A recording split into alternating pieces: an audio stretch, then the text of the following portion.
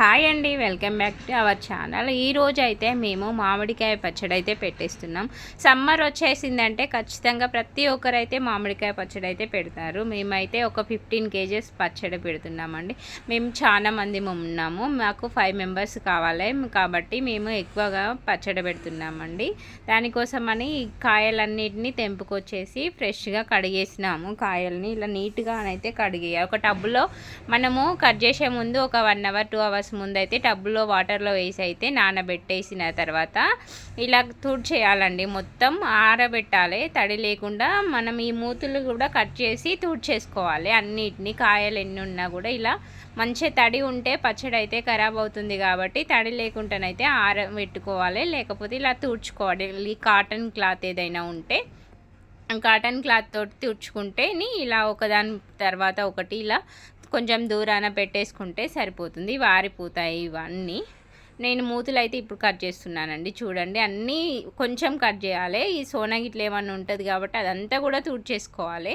మనం నీట్గా ఎంత మంచిగా తుడిచేసుకుంటే అన్ని రోజులైతే పచ్చడి ఉంటుందండి. మనం తడితోటి పెట్టేది ఉంటే ఖరాబ్ అయి వేస్ట్ అయిపోతుంది పచ్చడి. మనం ఇంత పెట్టేసుకుని అదంతా వేస్ట్ చేసినట్టే అయిపోతుంది కాబట్టి నీట్గా తుడుచుకోవాలి.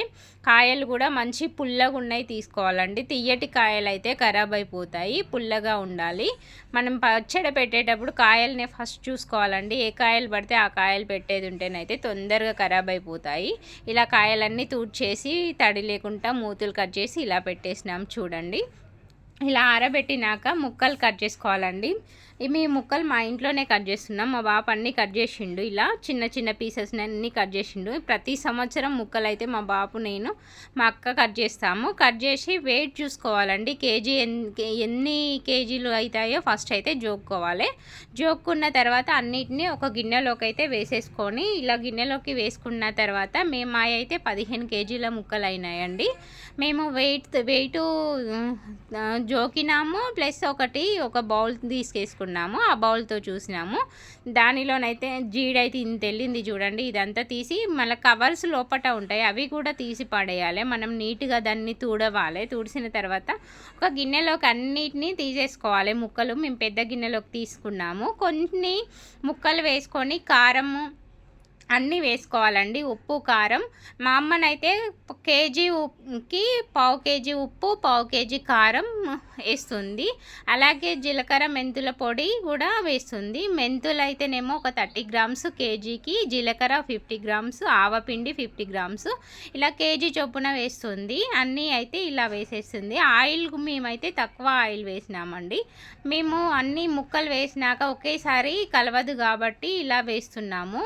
కొన్ని ముక్కలు వేసి కారం, ఉప్పు కొంచెం కొంచెం వేసి మిక్స్ చేస్తున్నాము. ఇలా చూడండి, మేము కొంచెం కారము, కొంచెం ఉప్పు అన్నీ ఇలా కలిపేసుకుంటా మిక్స్ చేస్తున్నాం. చాలా పచ్చడి కాబట్టి ఇలా చేస్తున్నాము. తర్వాత కారం వేసేసింది, మళ్ళీ సాల్ట్ ఇవన్నీ వేసేసి ఇలా చేస్తుంది. మా అమ్మనైతే పోపు చేయకుండా కూడా ఈ పచ్చడిని అయితే 1 ఇయర్ ఖచ్చితంగా ఉంటుందండి. ఒక్కసారి కూడా మా పచ్చడి అయితే ఖరాబ్ కాలేదు. ఇలానైతే మిక్స్ చేస్తున్నామండి మేము మనకి పచ్చడి పెట్టేటప్పుడు అయితే తడి ఉండకూడదు చేతులకి. ఇట్లా ఏమో తడి ఉన్నా పచ్చడినైతే ఖరాబ్ అయిపోతుంది.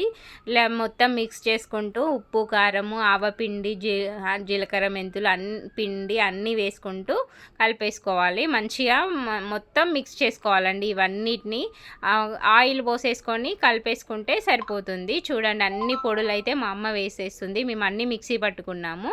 అలాగే ఎల్లిగడ్డలు కూడా పడతాయండి. ఎల్లిగడ్డలు కూడా 2 కేజీల ఏమో పోసింది. కేజీకి 50 గ్రామ్స్ ఎల్లిగడ్డ ఇట్లనే పడుతుంది. ఇవన్నిటిని మంచిగా మిక్స్ చేసేసుకోవాలి. మొత్తం పొడులన్నీ కలుపుకొని మిక్స్ చేసుకోవాలి. చూడండి, మా అమ్మ పొడులన్నీ పోస్తుంది. ఈ పొడిలు అయితే మనకి మీ జీలకర్ర మెంతుల పొడి, ఆవ పొడి ఇట్లా తక్కువ వేసేది ఉంటే పచ్చడి టేస్టీగా ఉండదు. పచ్చడి అయితే ఖరాబ్ అయిపోతుంది కాబట్టి మనం అన్నీ మంచి క్వాంటిటీలోనే వేసేసుకోవాలండి. ఇది ఎల్లిగడ్డ పేస్టు మేము మందేం పేస్ట్ చేసి పెట్టుకున్నాము. ఆ పేస్ట్ను కూడా వేసేసింది. కొన్ని ఎల్లిగడ్డలను కూడా వేసుకోవాలండి. ఇలా ఎల్లిగడ్డలను కూడా వేసుకుంటే చాలా టేస్టీగా ఉంటుంది. కొంతమంది అయితే పోపేసుకుంటారు. పోపులో గూడా ఆయిల్‌లో జీలకర్ర, ఆవాలు, ఎండుమిర్చి అన్నీ వేసేసుకొని పోపేసుకుంటే గూడా బావుంటుంది. అలా వేసుకుంటారు కొంతమంది. మేమైతే ఇలానే వేసేస్తాం. అన్నీ పొడి చేసేసి వేస్తుంది మా అమ్మనైతే. మన ఇష్టం అంటుంది. పొడి మనం మా ఇంటికొచ్చినాక మేమైతే పోపేసుకుంటాము కొంచెం కొంచెం మాకు నచ్చినట్టు. అక్కడ మా విలేజ్‌లో పెడుతుంది కాబట్టి ఇది అందరికీ కావాలని మేము ఆయిల్ చాలా తక్కువ పోసినాము. మళ్ళీ బస్సులో ఇట్లా వచ్చేటప్పుడు ఆయిల్ అంతా కారి అంతా ఖరాబ్ అవుతుందని చాలా ఆయిల్ తక్కువ పోసినాము. ఈ పచ్చడిని మళ్ళీ 1 డే తర్వాత మళ్ళీ కలిపితే ఆయిల్ ఎసరు ఊరుతుందని అలాగే ఇంకా కొంచెం ఆయిల్ అయితే తక్కువ వేసింది. చూడండి మొత్తం అన్నీ మిక్స్ చేసేసింది. ఇప్పుడు కలుపుతుంది మొత్తం. మా అమ్మ మంచిగా పచ్చడి పెడుతుందని ఒక 3-4 మెంబర్స్ అయితే ఇవాళ మా ఇంట్లో పచ్చడి పెట్టించుకున్నారండి. ఇది గంటెతోటి కలుపుతుంది. అసలు చాలా పచ్చడి అవ్వడం వలన చేయితోటి రావట్లేదని తెడ్డుతోటైతే నేనే కలుపుతున్నాను. చూడండి ఇలా మొత్తం అన్నీ ఎల్లిగడ్డలు వేసేసుకుంటా అన్నీ వేసేసి ఇలా కలిపేసుకుంటే పచ్చడినైతే రెడీ అయిపోతుంది. ఇవాళ ఇది సెకండ్ డే అండి. చూడండి ఎసరైతే ఊరింది. ఇంకా కొంచెం ఆయిల్ పోసుకొని జాడీలలో పెట్టేసుకుంటే సరిపోతుంది. మేము ఆయిల్ పోయలేదు. మేము ఊరికి తీసుకొచ్చుకునేది కాబట్టి ఆయిల్ పోయకుండా ఇలానే ఉంచేసుకున్నాము. మా ఇంటికి వచ్చినాక ఆయిల్ వేసేసుకొని పోపు చేసుకుంటే సరిపోతుంది. జాడీలో ఇలా వేసేసింది. ఈ జాడీలో పైన కొంచెం సాల్ట్ వేసేసుకుంటే 1 ఇయర్ ఉంటుంది ఖరాబ్ కాకుండా.